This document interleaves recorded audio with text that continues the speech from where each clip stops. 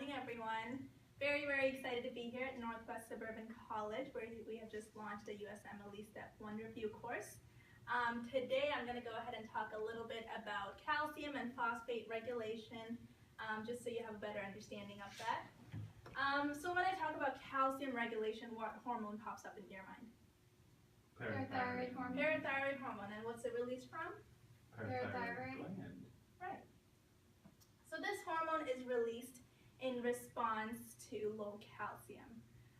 The two functions of parathyroid hormones are to increase calcium right, and decrease phosphate. Right, so PTH, phosphate trashing hormone, is going to decrease your phosphate levels and increase your calcium levels, right?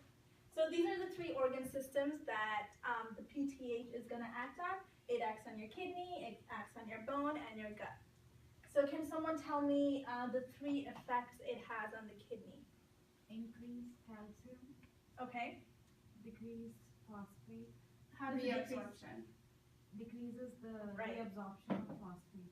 So it increases your calcium reabsorption and decreases your phosphate reabsorption, right?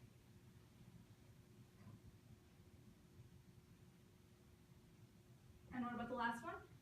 Increase vitamin D. So it activates your vitamin D from inactive to active form. I have a quick question. Yeah. What enzyme converts inactive vitamin D to active vitamin D? So it's your 1-alpha hydroxylase. It's present in the kidney, in the PCT of the kidney. Okay.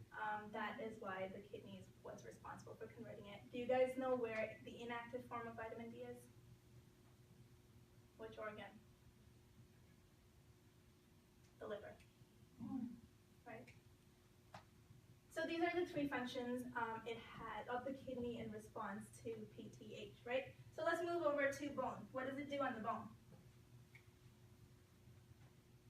It stimulates calcium release by stimulating osteoblast cells. Yeah, so it activates osteoblasts, indirectly activates osteoclasts, increases the resorption of calcium from the bone matrix, right?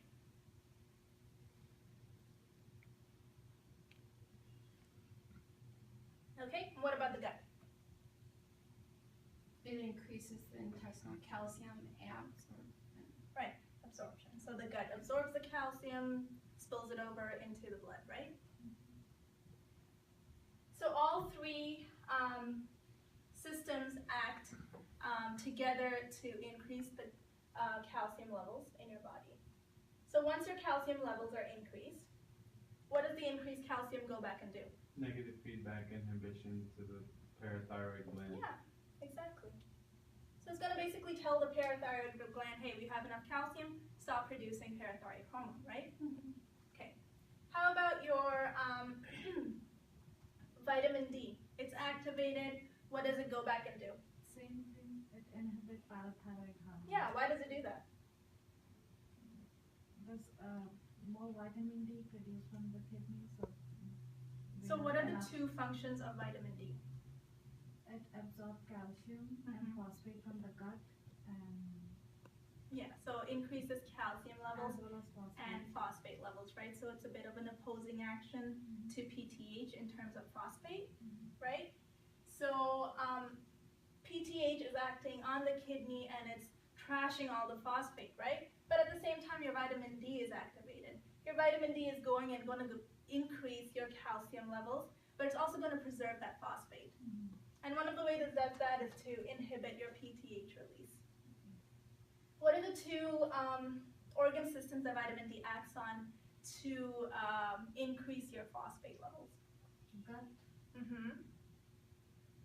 And bone. And bone, right? So what does it do in the gut and the bone? It reabsorbs calcium as well as phosphate. Right, so it also increases your phosphate reabsorption. What about the bone? Releases phosphate from the bone matrix. Yeah, so again, increases your phosphate levels.